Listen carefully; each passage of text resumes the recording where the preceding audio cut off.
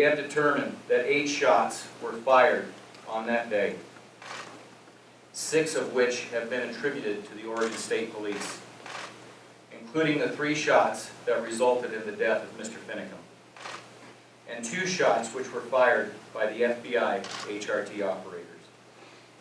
You have heard a statement from Shauna Cox that, quote, hundreds of bullets, unquote, were fired at the truck, and from Victoria Sharp that, quote, as many as 100 bullets were fired at the truck, unquote.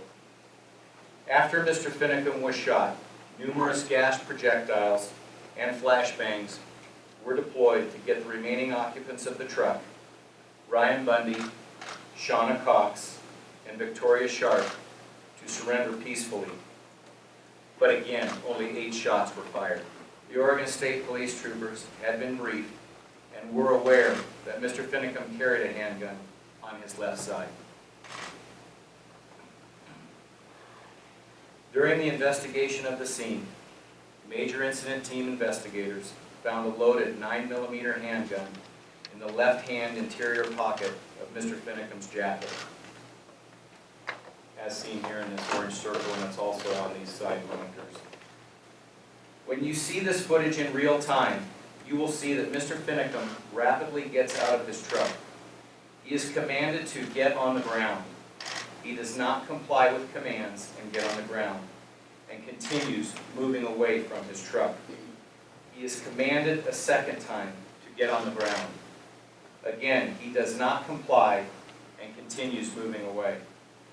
He reaches across his body with his right hand into his jacket towards the area where his gun was found. The Oregon State Police do not shoot. He lifts his hands. He looks down at his jacket and again reaches across his body with his right hand into his jacket towards the area where his gun was found. The Oregon State Police do not shoot. It is important to note that our investigation has determined that at this point, Mr. Finicum has not been shot with any lethal rounds or less lethal rounds. Again, he lifts his hands. Also note that the Oregon State Police trooper, who you see at the left side of this screen, right here in the photo, is armed with a taser and closing in to deploy it.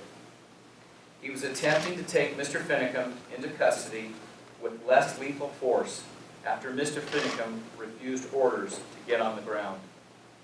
Before that can happen, Mr. Finicum is ordered a third time to get on the ground. In the midst of that command, Mr. Finicum grabs his jacket with his left hand and again reaches with his right hand into the area of his jacket where his gun was found. At which time, the 2 Oregon State Police troopers behind Mr. Finicum, only one of whom you can see in the video, shoot a total of 3 shots, killing Mr. Finicum. Both of these Oregon State Police troopers stated to Major Incident Team investigators that they shot Mr. Finicum because they believed he was reaching for a handgun and was about to use deadly force against them and or the trooper armed with the taser. We have spent hours analyzing this video frame by frame. I would like to direct your attention to the monitor. Now here is the footage in real time.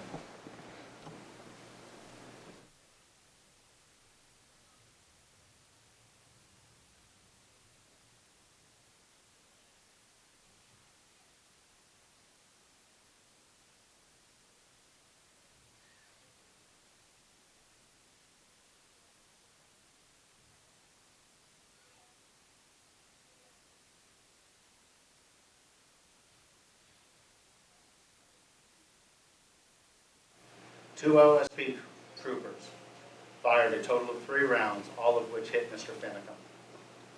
The Oregon State Medical Examiner's Office conducted the autopsy of Mr. Finicum and found that he was struck by 3 bullets in the torso, entering his back.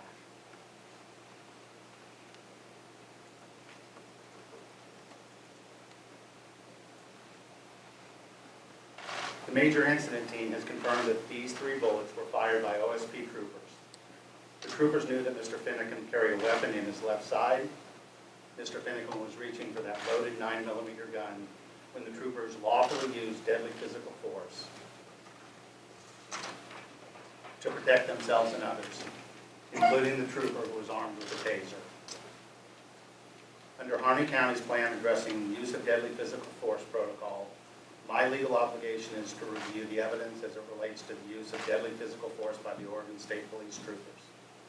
I have concluded that all six shots fired by the Oregon State Police, the 3 into the truck and the 3 that struck Mr. Finicum, are justified.